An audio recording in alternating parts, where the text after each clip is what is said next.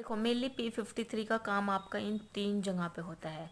Growth को arrest करना, अगर आपकी सेल की ग्रोथ अच्छे से नहीं हो रही है, ठीक है, या कुछ भी आपकी सेल के अंदर कमी है, तो उसको उसी ग्रोथ फेज के अंदर रोक देने का काम है। डीएनए रिपेयर का काम है, एपोप्टोसिस कराने का काम है। ओके, तो ग्रोथ।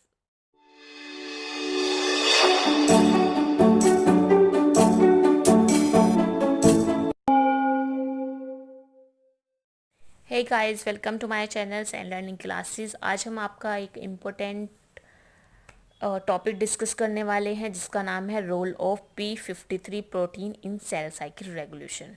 सेल साइकिल रेगुलेशन के अंदर आपका P53 एंड आरबी प्रोटीन से बहुत इम्पोर्टेंट क्वेश्चन बन के आता है। अब तक मैंने जितना भी अब सेल साइकिल से कराया है वो सब पॉइंट टू पॉइंट एंड आपका इम्पोर्टेंट ही कराया है, जो कि आपके एग्जाम पॉइंट ऑफ व्यू के लिए इम्पोर्टेंट है। इसमें से एक टॉपिक आपका ये भी है P53 एंड आरबी। ठीक है, आरबी को अभी हम डिस्कस नहीं कर रहे हैं, अभी हम P53 को डिस्कस कर रहे हैं। आरबी को नेक्स्ट क्लास के अंदर डिस्कस करते हैं। देखो, role of P53 protein in cell cycle क्या है, क्यों है, कैसे है, आज हम इसको डिस्कस करेंगे। P53 जीन जो है वो एनकोड करता है प्रोटीन P53 प्रोटीन को। ओके, और ये P53 प्रोटीन को हम TP53 भी बोलते हैं। ये क्या है, एक ट्यूमर सप्रेसर जीन है। TP53 का मतलब क्या है, ट्यूमर सप्रेसर जीन है। यहाँ पे 53 क्यों है, 53 इसलिए है क्योंकि इसका जो मॉलिक्यूलर मास है वो 53 किलो डाल्टन है, तो अपने मॉलिक्यूलर मास के बेसिस पे इसका नाम पड़ा है P53। Okay, P protein 53 gene. तो जो P53 प्रोटीन जो है उसको हम T53 बोल रहे हैं क्योंकि ट्यूमर सप्रेसर जीन है, यानी कि ट्यूमर्स की एक्टिविटी को ये इनहिबिट करता है। जो ट्यूमर्स बनाते हैं उन स्टेप्स को या उनकी एक्टिविटी को ये स्टॉप करता है, stops of formation of tumour. Okay, P53 को हम गार्जियन ऑफ जीनोम भी बोलते हैं। जीनोम्स का अगर गार्जियन बोले, ठीक है, तो वो कौन है, आपका P53 है। क्यों है, क्योंकि ये बहुत इंपॉर्टेंट रोल प्ले करता है आपका कंजर्विंग स्टेबिलिटी। इस सेल के अंदर स्टेबिलिटी बनाने के लिए बहुत इंपॉर्टेंट रोल प्ले करता है आपका P53। इसको हम सेलुलर गेट कीपर भी बोलते हैं, यानी कि जैसे चेक पॉइंट्स होते हैं, तो ये भी आपकी सेल को चेक करता है कहीं पे कोई गड़बड़ तो नहीं है, आपकी सेल अच्छे से प्रॉपर से प्रिपेयर हो रही है नहीं हो रही है, उसको किस स्टेप में भेजना है वो उस स्टेप में जा रही है नहीं जा रही है, पूरी एक्टिविटी आपका कौन चेक कर रहा है, सेलुलर गेट कीपर जो है आपका P53 प्रोटीन। ओके, अब बात करते हैं इसकी लोकेशन की कि P53 आपका कहाँ लोकेटेड होता है। P53 आपका लोकेटेड होता है 17th क्रोमोसोम पे, जिसको हम 17th P13.1 बोलते हैं। ओके, P53 अब कैसे बना हुआ होता है, क्या इसकी स्ट्रक्चर है, उसको हम डिस्कस करेंगे। P53 phosphorylations made up of 393 amino acids, यानी कि जो आपका फोस्फो प्रोटीन है P53, ये कितने अमाइनो एसिड से मिलके बना हुआ है, 393 अमाइनो एसिड से मिलके बना हुआ है। 4 तरह के डोमेन्स या 4 तरह की यूनिट्स इसकी हैं। कौन कौन सी यूनिट्स हैं, इन यूनिट से ही आप इसके फंक्शंस को भी देख सकते हैं, क्योंकि इसके फंक्शंस भी यही हैं जो इसके डोमेन्स हैं। ठीक है, तो इन फंक्शंस को अच्छे से पढ़ना, क्योंकि यहीं से ही आपका पूरा एक क्वेश्चन पक्का हो जाएगा, क्योंकि पूरा टॉपिक्स आपका इन फंक्शंस के ऊपर ही डिपेंड है, इसकी एक्टिविटी के ऊपर भी। ओके, तो अभी डिस्कस करते हैं इसके फंक्शंस ऑफ P53। देखो, 4 फंक्शंस हैं इसके। फर्स्ट है इसका a domain that activate transcription factors. जैसे कि हमने बात की, जो आपका P53 है वो 393 अमाइनो एसिड से मिलके बना हुआ है, और ये 4 तरह के डोमेन्स को कंसिस्ट करता है। कौन कौन से डोमेन्स है, वो पहला डोमेन है कि ये एक्ट करता है एज एन एक्टिवेट ट्रांसक्रिप्टर फैक्टर्स, कि ये इसके पास डोमेन है जो कि एक्टिवेट करेगा ट्रांसक्रिप्शन फैक्टर्स को। अभी हमने लास्ट क्लास के अंदर P21 आपको याद होगा, P15, P17, इस तरह के जो ये पीज हैं, यानी कि आपके इनिबिटर्स है या आपके जितने भी आपके जीन्स हैं जो कि इस एक्टिविटी के अंदर हेल्प करेंगे, उन सबको कौन एक्टिवेट करता है, ये आपका P53, क्योंकि ये ट्रांसक्रिप्शन फैक्टर की तरह काम करता है। Okay, a domain that recognize specific DNA sequence. आपकी जो स्पेसिफिक डीएनए सीक्वेंस है, इसके पास एक डोमेन ऐसा भी है जो कि डीएनए की सीक्वेंस को स्पेसिफाई करे कि क्या डीएनए की सीक्वेंस सही है या नहीं है। ओके, कोई इसको हम कोर डोमेन भी बोलते हैं। A domain that responsible for tetramerization of protein.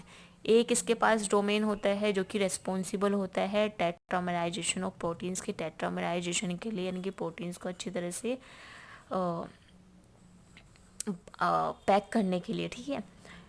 फिर फोर्थ डोमेन जो है वो क्या करता है, वो रिकॉग्नाइज करता है डैमेज डीएनए को, मिस अलाइंड बेस पेयर और सिंगल स्टैंडर्ड डीएनए को। जो फोर्थ डोमेन है वो ऐसा डोमेन है जो कि मेनली यूज़ होता है आपका रिकॉग्नाइज करने के लिए डीएनए डैमेज की आपकी सेल साइकिल जो चल रही है, इसके अंदर जो सेल है उसके अंदर कोई भी डीएनए डैमेज तो नहीं है, गलत बेस पेयर्स तो नहीं ज्वाइन हो रखे हैं, सिंगल स्टैंडर्ड डीएनए तो बन के नहीं आ गया है, ठीक है, क्योंकि सेल के अंदर यूकैरियोट्स की सेल के अंदर कौन सा डीएनए है, डबल स्टैंडर्ड डीएनए है।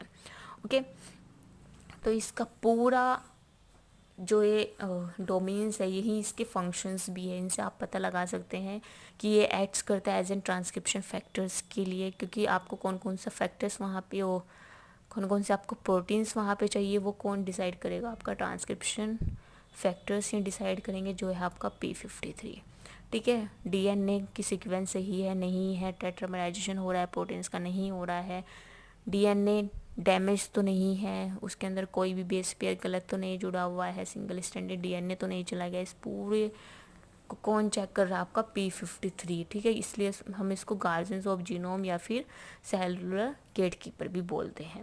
ओके, अब इसके फंक्शंस देख लेते हैं कि इसका मेनली काम क्या है। P53 आपका डीएनए रिपेयर करने के काम आता है, सेल ग्रोथ के काम आता है, एपोप्टोसिस को इंड्यूस कराने के काम आता है, एंटीऑक्सीडेंट का डिफेंस करने के काम आता है, सेनिसेंस के काम आता है, सेल साइकिल कंट्रोल सिस्टम के अंदर आपका P53 बहुत ज़्यादा इंपॉर्टेंट रोल प्ले करता है। ओके, अब इसका मैकेनिज्म क्या है, कैसे रेगुलेट होता है, ये मेन टॉपिक है, इसको हम डिस्कस करते हैं। देखो नॉर्मली क्या है, नॉर्मली अगर आपकी सेल होगी उसके अंदर P53 का जो लेवल है वो बहुत कम होता है, क्योंकि नॉर्मली ये इनएक्टिव फॉर्म के अंदर होता है।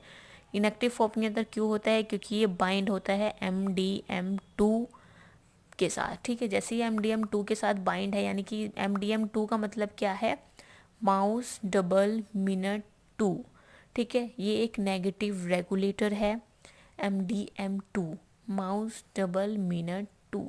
ओके, ये एक E3 यूबिक्विटिन लाइगेज है जो कि आपका P53 को खुद से बाइंड करके रखता है, P53 को खुद से बाइंड करके रखता है और P53 को इनएक्टिव फॉर्म में रखता है। ओके,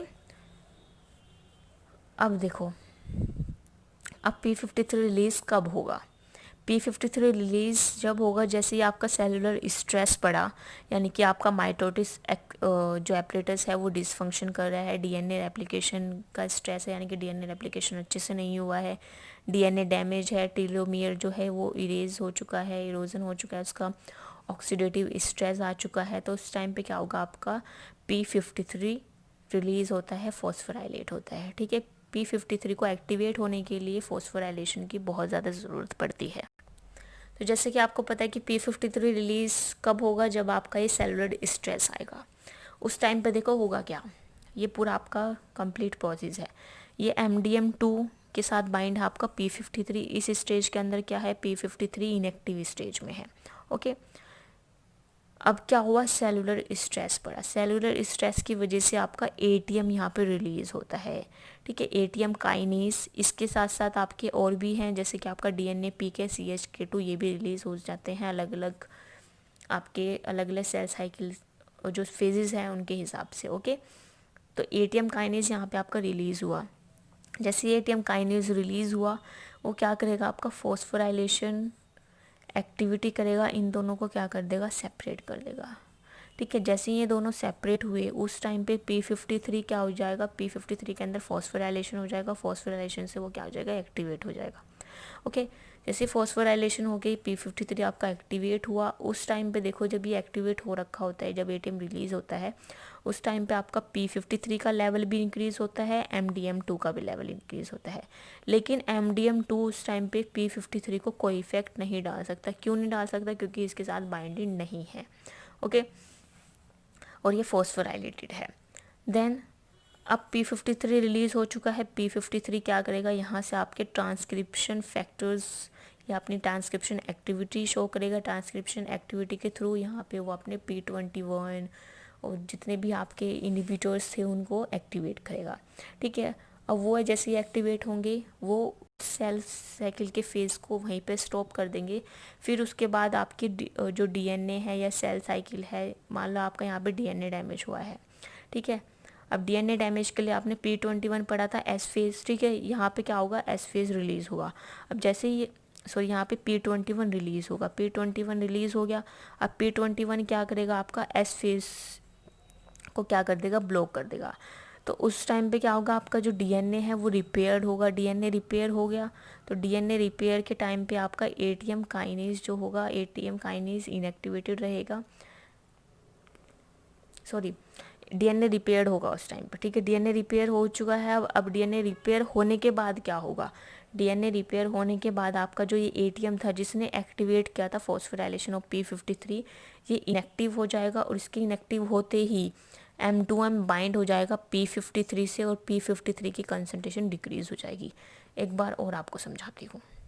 देखो, ये क्या है आपका, जब ये जॉइंट है P53 MDM2 के साथ, तो इस टाइम पे ये क्या है, इनएक्टिव फॉर्म के अंदर है। ओके, इनएक्टिव फॉर्म के अंदर है। अब क्या हुआ, एटीएम काइनेज आपका रिलीज़ हुआ। एटीएम काइनेज जैसे रिलीज़ हुआ उसने फॉस्फोराइलेशन कराया P53 का, और P53 क्या हो गया, एक्टिवेट हो गया। ओके, P53 एक्टिवेट हुआ। अब क्या हुआ, P53 जैसे ही एक्टिवेट हुआ उसने आपके ट्रांसक्रिप्शन एक्टिविटी को शो किया और P21 को रिलीज़ किया अगर आपका डीएनए डैमेज हो रखा है। ओके, P21 यहाँ से रिलीज़ हुआ। P21 किसको ब्लॉक करता है, एस फेज़ को। अब ये एस फेज़ जैसे ही ब्लॉक होगा, यानी कि आपके डीएनए में कुछ कमी थी। अब उस डीएनए को क्या करेगी आपकी सेल, क्या करेगी, वहाँ पे जितने भी आपके फैक्टर्स रिलीज़ हो रखे हैं वो उस डीएनए को ठीक करेंगे, जो उसके अंदर डैमेज है उसको ठीक करेंगे और डीएनए को रिपेयर कर दिया।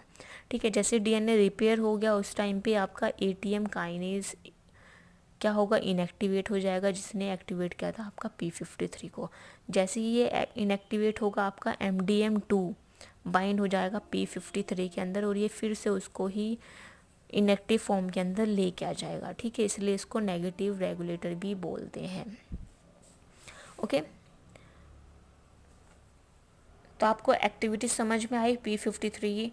अब कुछ आपके टारगेट प्रोटीन्स को हम देख लेते हैं, जो कि या ट्रांसक्रिप्शन फैक्टर्स को देख लेते हैं जो कि आपके P53 के अंदर हेल्प करते हैं। ओके, देखो, मेनली P53 का काम आपका इन 3 जगह पे होता है। ग्रोथ को अरेस्ट करना, अगर आपकी सेल की ग्रोथ अच्छे से नहीं हो रही है, ठीक है, या कुछ भी आपकी सेल के अंदर कमी है तो उसको उसी ग्रोथ फेज़ के अंदर रोक देने का काम है। डीएनए रिपेयर का काम है, एपोप्टोसिस कराने का काम है। ओके, तो ग्रोथ अरेस्ट के लिए आपके कौन कौन से आपको ट्रांसक्रिप्शन एक्टिवेटर की ज़रूरत पड़ेगी, क्योंकि आपका P53 as an transcription factor की तरह काम करता है, ट्रांसक्रिप्शन एक्टिविटी कराता है। तो कौन कौन से एक्टिवेटर्स की आपको वहाँ पे ज़रूरत पड़ती है जो कि आपको हेल्प करेंगे ग्रोथ को अरेस्ट करने के लिए, यानी कि उस ग्रोथ को रोकने के लिए। वो है आपका P21, GADD45, ये कैपिटल लेटर्स में है, 14, 3, 3 सिग्मा। ठीक है, देन डीएनए रिपेयर की बात करेंगे तो डीएनए रिपेयर पे आपको ट्रांसक्रिप्शन एक्टिवेटर की ज़रूरत पड़ेगी, वो है P53R2। एपोप्टोसिस के लिए आपको ज़रूरत पड़ेगी बैक्स, APAF1, प्यूमा एंड नोक्सा। अब देख लेते हैं एग्जाम्पल। ये आपका P53 है, ठीक है, ये एक्टिव फॉर्म में है। अब ये ट्रांसक्रिप्शन करेगा, आपका ट्रांसक्रिप्शन करेगा एक्टिव जो आपके इनहिबिटर्स प्रोटीन्स हैं जो कि इनहिबिट करेंगे उस सेल की फेज़ को। ओके, वो है आपके P21, GADD45, 14, 3, 3 सिग्मा। ओके, ये दोनों क्या करते हैं, आपका जो P21 है वो बाइंड करता है CDK2 से और कौन से फेज़ को इनएक्टिव कर देता है, एस फेज़। और एस फेज़ जो है आपका इनएक्टिव क्यों होता है, क्योंकि जो P21 है वो बाइंड करता है G1N SCDK के साथ या SCDK के साथ, इन दोनों में से एक के साथ भी बाइंड करेगा तो आपका एस फेज़ जो होगा वो इनएक्टिव हो जाएगा। ओके, GADD45 जो होता है वो CDC2 के साथ बाइंड करता है, 14, 3, 3 सिग्मा जो होता है वो भी CDC2 के साथ बाइंड करता है और इनएक्टिवेट कर देता है एम फेज़ को। ओके, देखो अब बात करते हैं एपोप्टोसिस की। एपोप्टोसिस के लिए आपका P53 रिलीज करता है बैक्स1 एंड APAF1। ओके, वो बाइंड करेगा आपका साइटोक्रोम सी एंड AP, ये रिलीज करेंगे साइटोक्रोम सी APAF1। ओके, ये बाइंड करते हैं आपके कैस्पे9 के साथ, और कैस्पे9 जो होता है वो इंड्यूस करता है एपोप्टोसिस को। ओके, तो सेल की जो आपके पूरा जो फंक्शन है कि जहाँ पे आपकी सेल ग्रोथ को अरेस्ट करना है, DNA रिपेयर करना है, एपोप्टोसिस करना है, ये तीनों फंक्शन आपके कौन कर रहा है? आपका P53 कर रहा है, जो कि आपके अलग अलग जीन्स हैं उनके थ्रू परफॉर्म हो रहा है। तो पूरी जो एक्टिविटी है, ठीक है, ये कौन एक्टिविटी आपकी परफॉर्म कर रहा है? P53। जितने भी आपके प्रोटीन काइनेजेस यूज़ हो रहे हैं, inhibiting protein kinase P21, GADD45, 14E3 sigma, Bax, APF1, ये सब कौन करता है? आपका ट्रांसक्रिप्शन फैक्टर P53, जो कि अपने ट्रांसक्रिप्शन एक्टिविटी के थ्रू इन सब को रिलीज़ करता है और आपकी सेल को अच्छे से पूरी सेल को प्रिपेयर करता है, उसको डिवीज़न के लिए भेजता है। ओके, ये था आपका लेसन आज का P53 जो कि कंप्लीट होता है। तो मिलते हैं नेक्स्ट क्लास के अंदर। लेसन पसंद आए तो लाइक ज़रूर करना and also comment and subscribe to my channel silent learning classes. Thank you to all.